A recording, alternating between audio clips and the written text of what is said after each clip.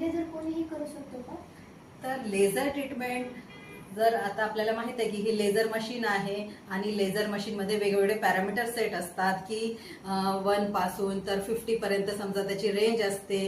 तर स्टार्टिंगला कमी रेंजवर स्टार्ट करायचं, नंतर मग वाढवायचं, किंवा मग पेशंटची स्किन बघून आपण ते कमी जास्त करू शकतो. असे वेगवेगळे सेटिंग असतात.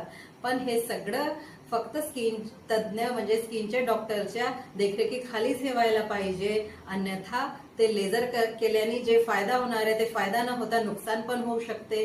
तर वेगवेगळे लेझर्स वेगवेगळ्या कामासाठी असतात. जसं की काही लेझर्स असतात आपले स्कार्स कमी करायला. तर स्कार्स कमी करायच्या मागे पण रिझन हे असते की स्कार्स जे असतात ते म्हणजे त्वचेला झालेली इजा आणि ते डीप असते. त्यामुळे जेव्हा आपण ती लेझर करतो तेव्हा ते स्किन रिज्युनेशन होते, म्हणजे स्किन रिमॉडेलिंग होते. सगळे लेयर्स परत लेअरिंग होतात आणि मग हळूहळू ती स्किन न्यू बनते आणि स्कार भरून येतात.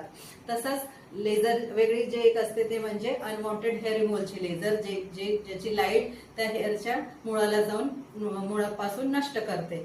तर फक्त लेझर फिरवून ते केस जाणार एवढं सोपं नाहीये. ते हेअर येत कशामुळे, अनवॉन्टेड हेअर कशामुळे येत आहे, तर त्या पेशंटमध्ये हॉर्मोनल चेंजेस झाल्यामुळे येत आहे का पीसीओडीमुळे येत आहे. हे सगळे कारण जाणून घेऊन आणि मग त्या कारणावर उपचार करून सोबत लेझर ट्रीटमेंट केली तर